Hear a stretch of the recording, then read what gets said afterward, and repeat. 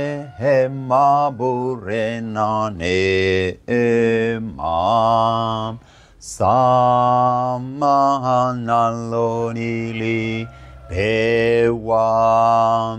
ndipo aliponifungua kwa Kalvari.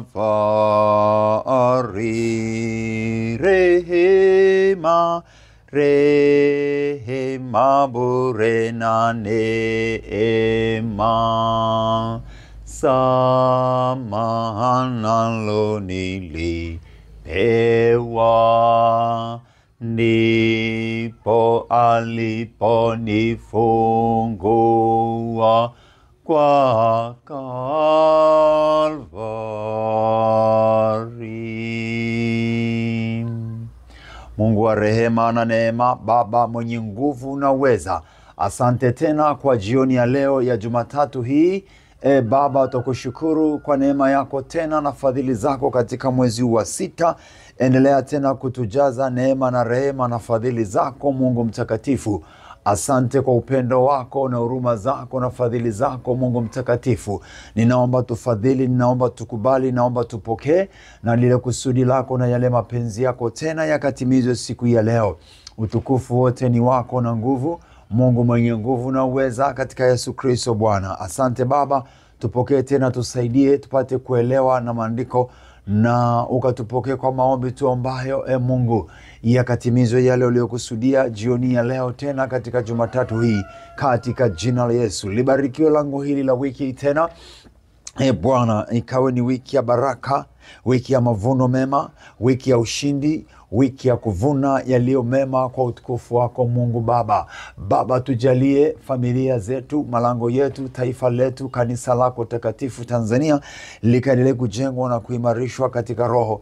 Endelea kuachilia neema na rehema zako kwa Israeli wako, akawe salama Israeli wako, Bwana, katika anga na ardhi, katika maeneo yote. Bwana, mkumbuke Israeli wako na neno lako na ahadi zako kwa Israeli wako mtakatifu wako, katika jina la Yesu. Malango yake Israeli yakawe salama, anga lake likawe salama, ukuta wa moto kazingire na wakafunikwe damuni mwako wateule wako. Asante Yesu kwa ajili ya kila mmoja mmoja anayesikiliza, anayetazama sahi. Neema yako iwe juu yake na fadhili zako ziwe pamoja naye, katika jina la Yesu Kristo, Bwana Mungu wa utukufu. Katika jina la Yesu Kristo liponyalo yote twakuomba. Endelea kututazama kwa huruma na rehema tena katika jioni ya leo na katika Jumatatu hii. Bwana, naomba neema yako, uweza wako na damu ya Yesu ikatunenee mema katika lango lote na malango yote ya wiki hii, Bwana, hata mwezi wote, katika jina la Yesu. Bwana, naomba uponyaji kwa aliye na udhaifu kiroho na kimwili, aliye katika vifungo akafunguliwe, giza likaondolewe, naye akapate kibali na rehema na fadhili zako kwa jina la Yesu Kristo. Amina. Ninakukaribisha, ninakusalimu katika jina hili la Yesu, Bwana wa utukufu na Mungu mwenye nguvu. Karibu tena, tuendelee kujifunza na wiki hii na Jumatatu hii na lango hili. Endelea kuomba kwamba Mungu akakufadhili. Omba fadhili za Mungu, omba ufadhili wa Mungu. Kichwa cha somo ni kwamba omba ufadhili wa Mungu uwe kwako siku zote. Omba ufadhili wa Mungu uwe juu yako wakati wote. Ufadhili na rehema za Mungu, kibali cha Mungu. Lakini omba Yesu awe yeye ni mdhamini wako, awe mdhamini wako. Yesu akawe mdhamini wetu tena, Yesu akawe mfadhili wetu tena katika wiki hii na katika mwezi huu na mwaka huu na miaka ijayo pia. Basi hebu tuangalie watu waliopata neema na fadhili. Biblia inatueleza juu ya watu hawa ambao walipata fadhili, walipata ufadhili wa Mungu, walipata kibali, walipata na rehema za Mungu, jinsi ambavyo hasira ya Mungu ilikuwa imewaka, lakini Mungu hawa akawapa fadhili na rehema, na mambo yaliyotokea tutayaona hapa. Mwanzo sura ya 18 na Mwanzo sura ya 19. Ninaanzia na sura ya 18.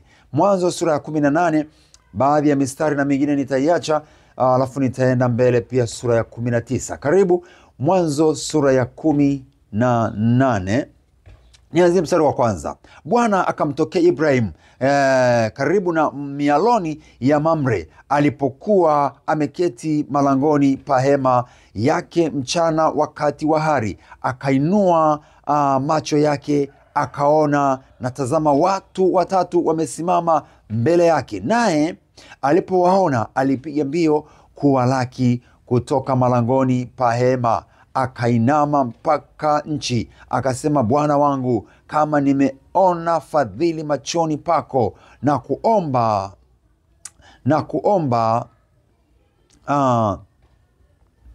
usinipite sasa, mimi mtumwa wako, na yaletwe basi maji kidogo, mkanawe miguu, mkapumzike chini ya mti huu, nami nitaleta chakula kidogo, mkaburudishe moyo. Baadaye mwende, iwapo mmemjia mtumwa wenu wakasema, haya, fanya kama ulivyosema. Mungu anamtokea Ibrahim, na hapa ni malaika ambao wamekwenda. Mungu ametuma malaika, au tuseme Mungu amemjia Ibrahim kwa sura na kwa njia, au kwa njia ya malaika. Ndivyo Mungu alifanya, alitumia malaika sana, na hata sasa malaika wanatumika. Akamwendea Ibrahim. Ibrahim alikuwa ameketi mahali pa hema yake, na anapowaona anawafuata. Alafu kwanza anaomba kupata rehema na kibali, kupata rehema. Anasema, ikiwa nimepata. Kainua macho yake akawatazama, akasema, Bwana, mstari wa 3, akasema, Bwana wangu, kama nimeona fadhili machoni pako, na kuomba usinipite. Ukipata fadhili za Mungu, Mungu hatakupita.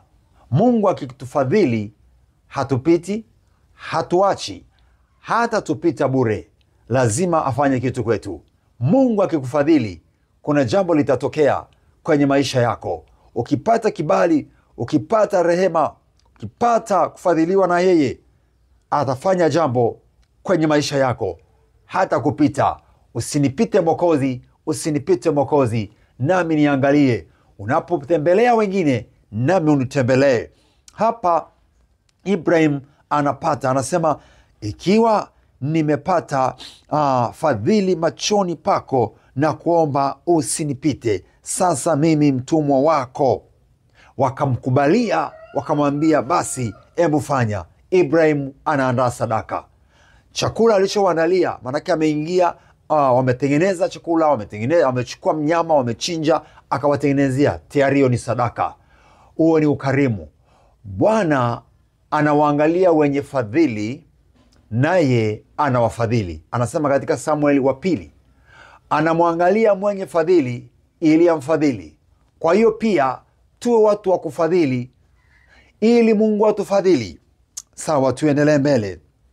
Na mstari unaoendelea anasema, mstari wa 6, Ibrahimu akaenda hemani kwa Sara, akasema, himiza vipimo 3 vya unga safi, ukande ufanye mkate. Ibrahimu akapiga mbio kwenda kundini, akaleta ndama wa ng'ombe aliye laini mzuri. Wakatengeneza sadaka ya namna hiyo, wakawatengenezea hawa malaika, wakatengenezewa chakula. Kwa Ibrahimu anatoa sadaka, akawafadhili watu waliokuwa wakipita. Kwanza anaomba fadhili kwao, na kwa sababu walikuwa na ukarimu na upendo, naye akaremiwa, akakubaliwa, na akatendewa mambo makubwa.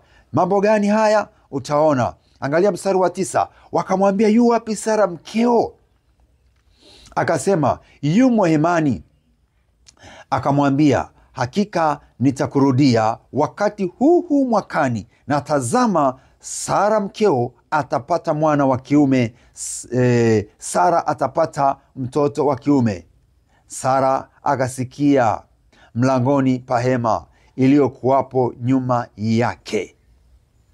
Ona, baada ya kuwapokea, baada ya kufanya fadhili, baada ya kuwahudumia, baada ya kuwasaidia, omba fadhili kwa Mungu, omba rehema, omba kibali cha Mungu, na yanatokea mambo makubwa. Hawa walikuwa wanasubira ya muda mrefu, wanaingoja.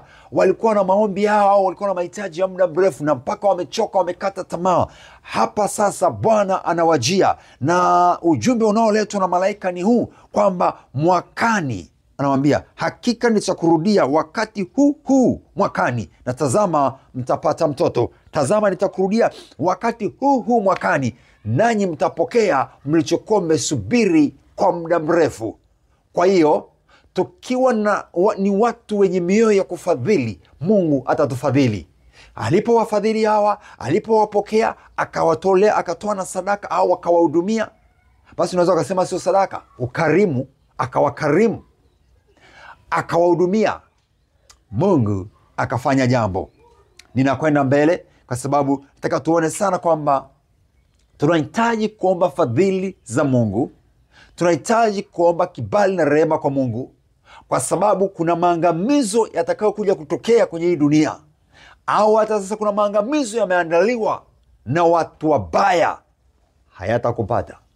Omba fadhili, Mungu akufadhili, Mungu akutunze, akutetee. Tuendelee mbele kidogo. Kisha watu hao wakaondoka, yani wale malaika wakaondoka huko, wakaelekeza nyuso zao Sodoma. Ibrahimu akaenda pamoja nao awasindikize. Bwana akanena, je, nimfiche Ibrahimu jambo nilifanyalo? Ikiwa Ibrahimu atakuwa taifa kuu hodari, na katika yeye mataifa yote ya dunia watajibarikia, watabarikiwa. Mungu anasema nimfiche Ibrahimu. Kuna jambo lilikuwa linaenda kutokea mbele kubwa la balaa, maangamizo, kuangamizwa kwa Sodoma na Gomora. Hawa malaika walikuwa wametumwa, na wametumwa kwa ujumbe maalum kwa Ibrahim pamoja na Lutu, ili wasije wakaangamia, lakini kwamba wanaleta mibaraka inakuja kwa Ibrahim, na liko jambo linaenda kutendeka mbele katika safari ya hawa. Na ndipo Mungu anasema nimfiche mtu wangu, mtumishi wangu. Kwa hiyo Bwana hapendi kuwaficha watu wake, ila tuombe rehema zake, kwa sababu tusipoziomba tunaweza tusizipate. Tumuombe asitupite, atuambie kilichopo kwa Tanzania, kwa ulimwengu wa sasa. Unaona mambo yanayotokea ya ajabu. Tanzania ilikuwa haijawahi kupata vitu vya ajabu kabisa, vinatokea vitu vya ajabu. Kuna mapigano mengi yanaendelea huko na huko katika dunia. Tunahitaji kuomba rehema za Mungu. Mungu atufadhili, Yesu awe mdhamini wetu. Ni mambo muhimu na maombi muhimu haya wakati wote. Anasema nimfiche Ibrahimu litakalotokea. Anasema hapana. Hebu tuende mstari wa 20. Bwana akasema, kwa kuwa kilio cha Sodoma na Gomora kimezidi na dhambi zao zimeongezeka sana, basi nitashuka sasa nione kama wanayotenda ni kiasi cha kilio kinachonijia, na kama sivyo nitajua. Basi wale watu wakatoka huko wakaelekea Sodoma, lakini Ibrahimu alikuwa akali akisimama mbele za Bwana. Ibrahimu akakaribia akasema, je, utaharibu mwenye haki pamoja na mwovu? Huenda wakawapo wenye haki 50 katika mji. Utaharibu wala hutaacha mji kwa ajili ya hao 50 wenye haki waliomo? Hasha, usifanye hivyo ukamuue mwenye haki pamoja na mwovu. Mwenye haki awe kama mwovu. Hasha, mhukumu ulimwengu wote asitende haki? Mhukumu ulimwengu wote asitende haki? Bwana akasema, nikiona katika Sodoma wenye haki 50 mjini, nitapaacha mahali pote kwa ajili yao. Ukiendelea wanapungua mpaka wanakuja 10. Ukienda kwa mfano mstari ule wa 32, akasema, Bwana asiwe na hasira nami, nitasema mara hii tu, huenda wakaonekana huko 10. Akasema, sitaharibu kwa ajili ya hao 10. Basi Bwana alipokwisha kuzungumza na Ibrahim akaenda zake. Ibrahim naye akarudi mahali pake. Tunahitaji kuomba rehema na neema za Mungu. Hapa anaonyesha kwamba wakiwapo watu ambao wana haki, ambao wamepata rehema na kibali na fadhili za Bwana, hawataangamia. Katika mji hawataangamia, katika taifa hawataangamia. Ikiwapo wapo hata wachache ambao wamepata, basi anaweza akahurumia na mji wote au taifa lote linaweza likapona, kwa sababu ya wachache walio wenye haki, waliosimama kwenye haki, walio na rehema za Mungu, walio na fadhili za Mungu, walio na udhamini wa Bwana Yesu. Haleluya. Mungu anasema wakiwepo hata wachache, nitauacha mji wote kama watakuwepo. Kwa hiyo tunapaswa kufikiri sana na kuendelea kuziomba rehema na fadhili za Mungu. Yesu awe mfadhili na mdhamini wetu wakati huu tena, ili tupate neema na rehema. Haya, twende sura ya 19. Sura ya 19. Basi wale malaika wawili wakaja Sodoma jioni, na Lutu alikuwa amekaa mlangoni pa Sodoma. Lutu akawaona, akaondoka, akaenda kuwalaki, akainama kifudifudi, akasema, bwana zangu, karibuni na wasihi mwingie nyumbani mwa mtumwa wenu, mkalale, mkanawe miguu yenu, hata asubuhi mwondoke na mapema mkaende zenu. Haleluya. Wakasema, sivyo, lakini tutakaa uwanjani usiku kucha. Akawasihi sana, nao wakaja wakaingia nyumbani mwake, akawafanyia karamu, akawapikia mikate isiyochachwa, nao wakala hata kabla hawajalala watu wa mji. Sasa isikiliza vizuri hapo kwenye mstari wa 4. Watu wa mji, wenyeji wa Sodoma, wakaizunguka nyumba, vijana kwa wazee, watu wote waliotoka pande zote, wakamwita Lutu, wakamwambia, wapi wale watu waliokuja kwako usiku huu? Watoe kwenu tupate kuwajua, yaani uwalete tupate kuwajua. Lutu akawatokea mlangoni, akafunga mlango. Lutu akawatokea mlangoni, akafunga mlango nyuma yake, akasema, basi na wasi ndugu zangu, msitende vibaya hivi. Tazama, ninao binti wawili ambao hawajajua mume, yani ni bikira, hawajamjua mtu mume, na wasi niwatolee kwenu, mkafanye vilivyo vema machoni penu, ili watu hawa msiwatende neno, kwa kuwa wamekuja chini ya dari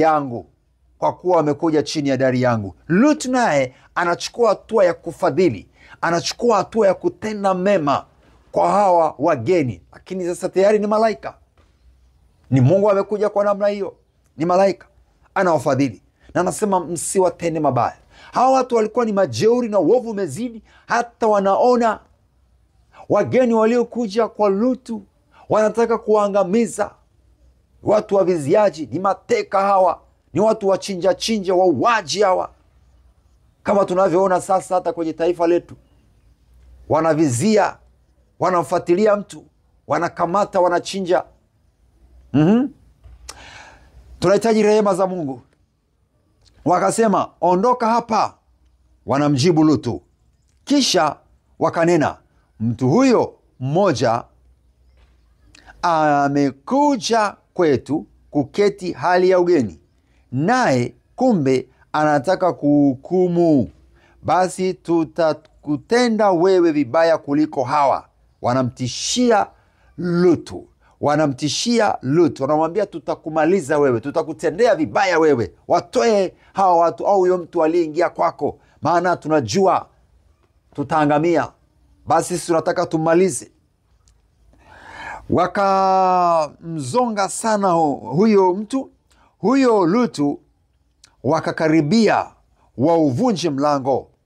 Wanataka kuvunja mlango, Lakini wale watu wakanyosha mikono yao, wakamuingiza Lutu, yani wale malaika wakamuingiza Lutu kwao nyumbani, wakaufunga mlango, kisha wakawapiga hao watu walioko mlangoni kwa upofu, wadogo kwa wakubwa, hata wakachoka kwa kuutafuta mlango. Yani walipigwa upofu na wale malaika. Sasa wakaanza kuhangaika, wanatafuta mlango, wasiupate mlango, wakashindwa cha kufanya.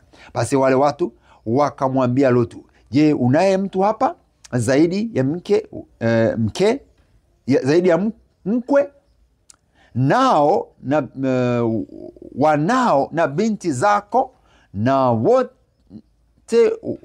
wowote ulio nao katika mji, uwatoe katika mahali hapa, maana tutapaharibu sisi mahali hapa, kwa kuwa kilio chake kimezidi mbele za Bwana, naye Bwana ametupeleka tupaharibu.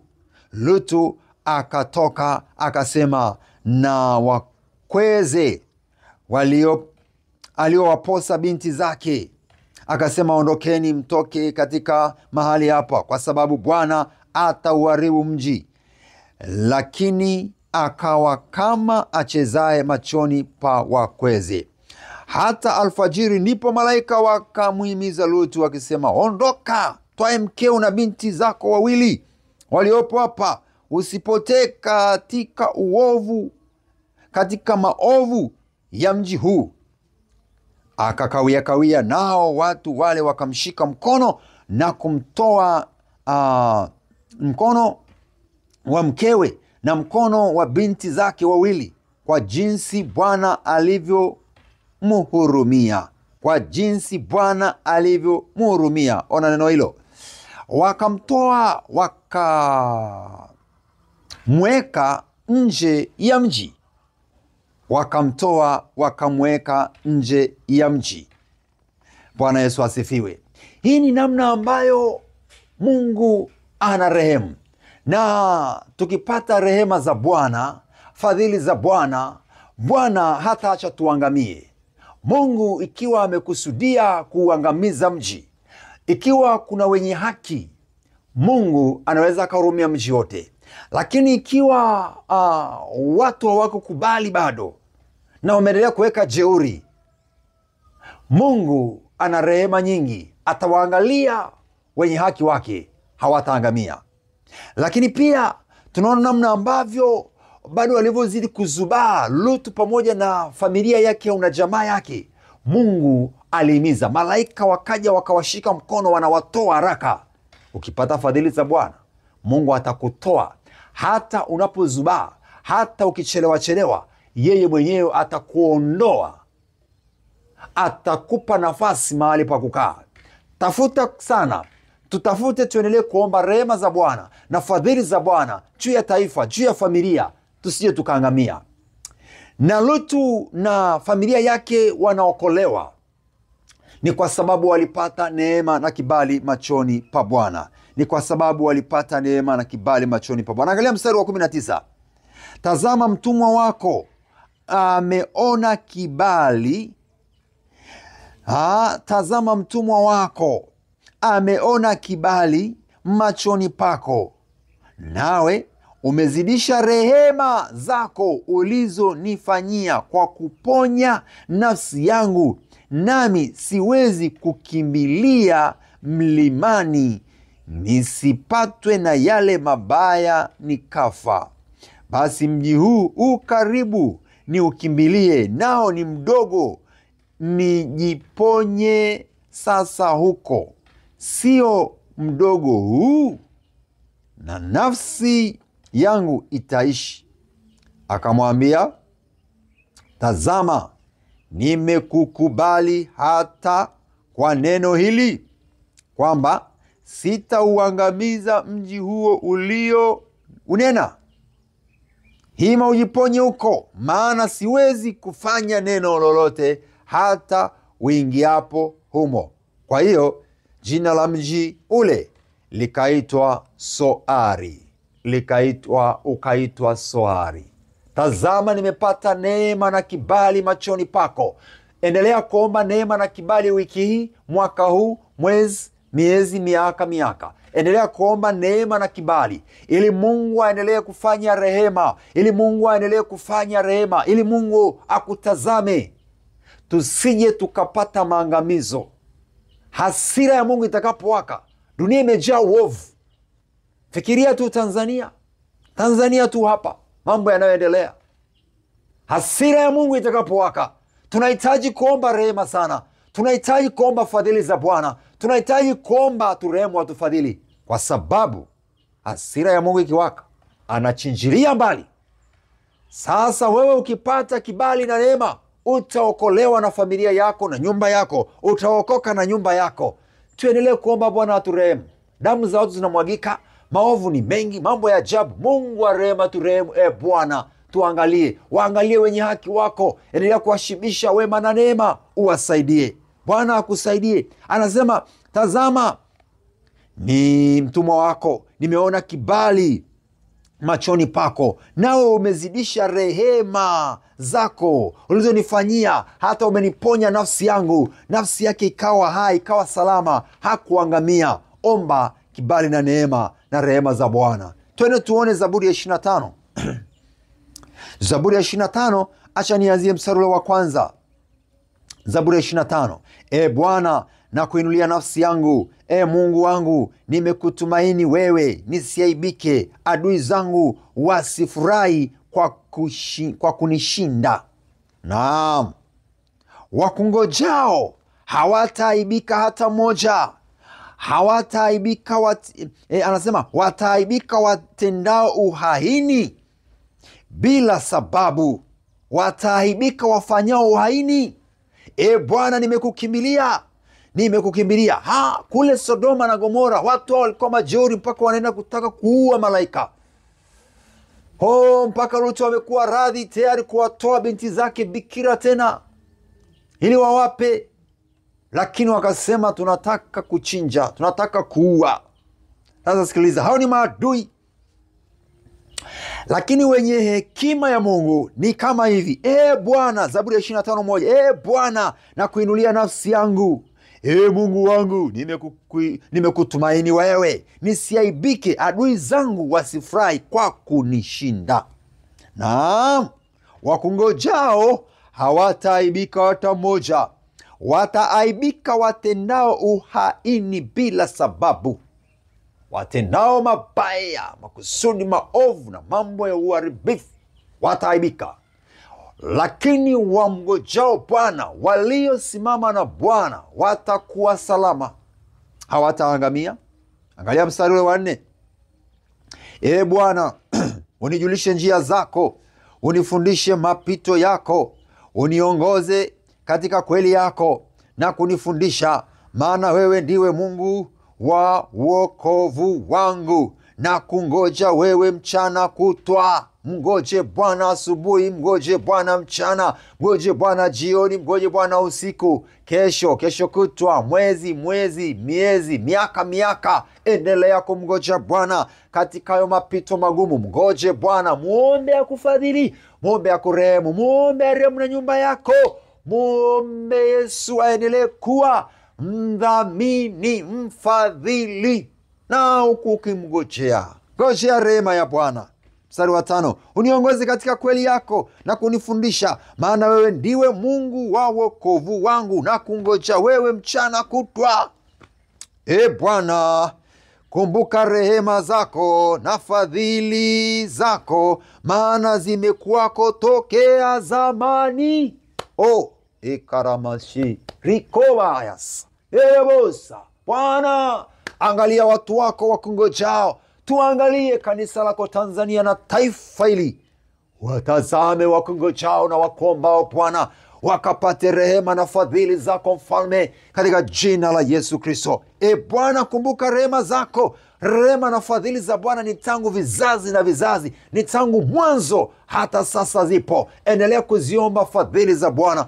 Omba ufadhili wa Bwana Yesu, omba udhamini wa Bwana Yesu, omba awe mdhamini na mfadhili wako. Mungu wa rehema aturehemu, aendelee kuturumia na kutusaidia ili tupate kushinda. Maadui hawatafanikiwa, wenye hila, wenye mbinu za uovu hawatashinda, hawatakushinda. Bwana akikufadhili, Bwana Yesu akiwa mdhamini wako, maadui wameshindwa na watashindwa milele milele, kwa sababu rehema za Bwana, fadhili za Bwana na uaminifu wake ni vizazi hadi vizazi, ni miaka hadi miaka, siku hadi siku. Endelea kubarikiwa na Yesu, endelea kungoja Bwana. Angalia mstari ule wa 10, Zaburi ya 25 mstari wa 10. Njia zote za Bwana ni fadhili na kweli, kwao walishikao agano lake na shuhuda zake. Agano lake, hapo anataja habari sasa ya agano la Bwana ambalo aliliweka tangu Ibrahimu na kusema hakika hatatuacha, hakika hatatuacha, bali atatuzidisha, atatulinda, atahakikisha tunafika. Auna fadhili zake hizi, rehema zake hizi. Na hapo ndipo tunaendelea kuiona damu ya Yesu. Agano jipya limekuja na damu ya Yesu. Damu ya Yesu inatunza maisha yetu. Damu ya Yesu inafadhili maisha yetu. Damu ya Yesu inafadhili. Damu ya Yesu inatupa udhamini. Damu ya Yesu inatutetea, inatunenea mema kuliko damu nyingine yoyote. Damu ya Yesu inatuwekea ulinzi. Damu ya Yesu inasimama. Mharibu atakapotaka kuharibu hatafanikiwa, au ghadhabu ya Mungu itakapowaka, damu ya Yesu inasimama kutuokoa. Damu ya Yesu inasimama kututetea. Ndipo sababu anasema njia zake zote ni fadhili na kweli, kwao washikao agano lake na shuhuda zake. Mapatano, mkataba tuliowekewa na Mungu. Hapo tushasema habari ya agano, tunasema agano jipya, ambapo tushasema agano jipya maana yake damu ya Yesu, damu inayonena mema, damu ya agano, damu ya agano ambayo kwa hiyo tunapata ukombozi, tunapata kufadhiliwa. Uhai wetu umefichwa pamoja na Kristo. Omba rehema, omba fadhili, omba ufadhili wa Yesu, omba udhamini wake, na Bwana akubariki na Bwana akusaidie. Njia za Bwana zote ni fadhili. Njia zote za Bwana ni fadhili. Anafadhili ndani yake, anatuhifadhi, anaturehemu, anatutunza, atakutunza. Usiogope, Yesu anakupenda, ni mwaminifu. Tuombe. Nyosha tu mkono wako, sema pamoja nami: Baba wa rehema, Mungu wa huruma, Mungu mfadhili, Yesu Kristo, ukanidhamini tena, ukanisaidie tena. Wewe ni mwema, umejaa wema, umejaa uweza, umejaa nguvu. Nisaidie Bwana, niangalie Bwana, nirehemu Bwana. Fadhili nyumba yangu, fadhili ndoa yangu, fadhili watoto wangu. Bwana Yesu uwe mdhamini wao. Naomba neema yako, naomba uweza wako. Mungu, shikaya agano na rehema na kweli njia zako. Bwana, nikapite hizo siku zote, nikaende katika njia yako siku zote ambako kuna fadhili na rehema. Unisaidie Bwana, uniponye Bwana, uniokoe Bwana. Okoa na uzao wangu, okoa na uzao wangu, ponya na uzao wangu, uangalie uzao wangu kwa damu ya Yesu. Ninaomba neema yako, agano lako ni la milele. Naomba damu yako ikatufunike, ikatuwekea ulinzi usiku na mchana, asubuhi, jioni na usiku na siku zote. Bwana, kumbuka rehema, Mungu wa rehema na neema, katika jina la Yesu Kristo. Naendelea kuomba juu yako. Bwana akutazame, Bwana akurehemu, Bwana akufadhili. Bwana Yesu Kristo ayawe mdhamini wako, ndoa yako, ujana wako, uzee wako, maisha yako, watoto wako, familia yako. Bwana akafadhili, Bwana akarehemu, Bwana akaponye. Baba wa mbingu na nchi, sikia na kupokea Baba. Pokea hata na sadaka zake ambazo anaenda kuziachilia na ambazo ameziachilia. Pokea na maombi yake, pokea Bwana. Baba, asante kwa wema wako kwa ajili ya taifa letu, kanisa na watakatifu walioko Tanzania, wateule wako waliopo Tanzania Bwana rehemu, Bwana tuhifadhi, Bwana tufadhili, Bwana hifadhi taifa lako Israeli, Bwana lihifadhi, Bwana lirehemu, Bwana liangalie, ukalifadhili Bwana. Kumbuka agano lako ulilosema tangu kipindi kile Bwana, katika Ibrahimu hata Bwana wakati huu sasa.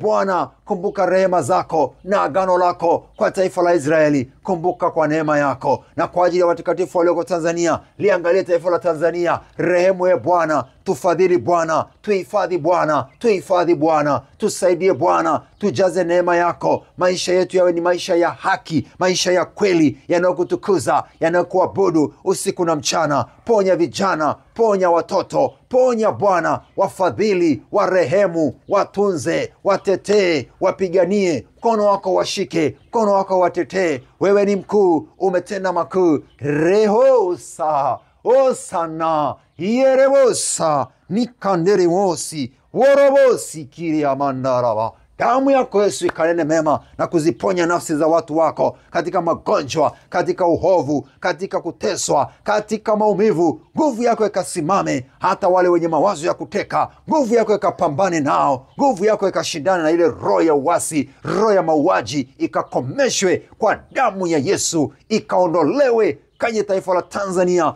kwa damu ya Yesu. Bwana tuokoe. Bwana simama, ile roho ya uharibifu isifanikiwe kwa vijana, kwa wazee, kwenye familia zetu, kwa watoto. Bwana rehemu, Bwana atamia. Neema yako ni kuu sana, uweza wako ni mkuu sana. Kwa jina la Yesu, Yesu akupe neema, Yesu akufadhili, Yesu tufadhili. Bwana msaidie mtu huyu, hali ya ugonjwa ikamtoke. Yesu kawe mfadhili wake, Yesu kawe mdhamini wake. Wengine wanahitaji fedha, wengine wanahitaji mali. Tuna mahitaji mengi tulionayo watoto wako, kila mmoja mmoja. Bwana, ya rohoni na ya mwilini, tuna mahitaji makubwa na mengi. Yesu, ninaomba ukafadhili Bwana, ukatufadhili wewe, ukatusaidie wewe, ukatutetee wewe kwa uweza wako mkuu, ili tupokee kwako Bwana, ili tuweze kufanikiwa na watu wako wasianze kuwaza mabaya, wasichoke na kukimbilia uharibifu au kukata tamaa. Wewe ni mwenye fadhili na rehema. Naomba kamrehemu Bwana, naomba kamhurumie Bwana. Yesu akutazame, Yesu akushike kwa mkono wake, akupandishe mahali pa juu, akufanikishe, akutetea, akupiganie. Asante Yesu kwa ajili ya neema yako na uweza wako. Bwana, wakungojao Bwana hawataibika, hawataibika. Wakungojao Bwana hawataibika, bali wataokolewa, bali wanashinda na zaidi ya kushinda kwa Yesu Kristo aliyetupenda milele. Asante Mwokozi, asante Jehova, asante Kristo, Falme wetu na Baba yetu utupendaye sana, uliye wa milele na milele, kwa utukufu wa jina lako, katika jina la Yesu Kristo. Asante Bwana kwa rehema zako. Bwana akubariki, Bwana akuponye, Bwana akutetee, kuwezesha kwa uweza wake sasa na hata milele. Endelea kuomba rehema za Bwana, endelea kuomba ufadhili wake. Akufadhili, akusaidie kwa jina la Yesu, na Yesu awe mdhamini wako. Endelea kusoma neno, endelea kuomba, tiwa nguvu kwa jina la Yesu, na Bwana akuponye kabisa na kukusimamisha imara milele. Amen. Barikiwa. Karibu sana, endelea kufuatilia YouTube channel. YouTube channel inapatikana kwa jina la Eli Mlinzi Mbise. Eli Mlinzi Mbise. Kumbuka kusubscribe kwenye YouTube channel hiyo. Kumbuka kusubscribe kama hujafanya hivyo. Kumbuka kushare na kulike kama hujafanya hivyo. Ni kwa utukufu wa Bwana Yesu tu. Na Bwana Mungu akubariki sana. Shirikisha na wengine huduma ya neno la Bwana. Tuombee pia kwa ajili ya huduma ya vijijini ambayo tutaienda siku sio nyingi. Tuombee, na naomba ushiriki kwa maombi, ushiriki kwa sadaka, ushiriki kwa mali zako. Tuna uhitaji mwingi. Bado tuna uhitaji wa vyombo, bado tuna uhitaji wa fedha, bado tuna uhitaji wa vitu kadha wa kadha kwa ajili ya kazi hii. Bwana akubariki. Na namba ambazo unaweza kuzitumia, ni hii 0787 62 75 91. Ni Airtel hiyo. Na irudia tena 0787 62 75 91. Na namba nyingine ya Vodacom ni 0762 282 439. Ni Vodacom 0762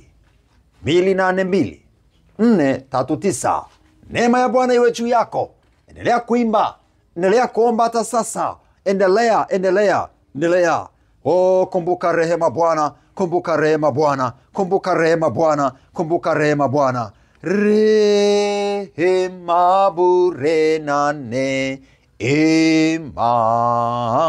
samaha nalo nilipewa, ndipo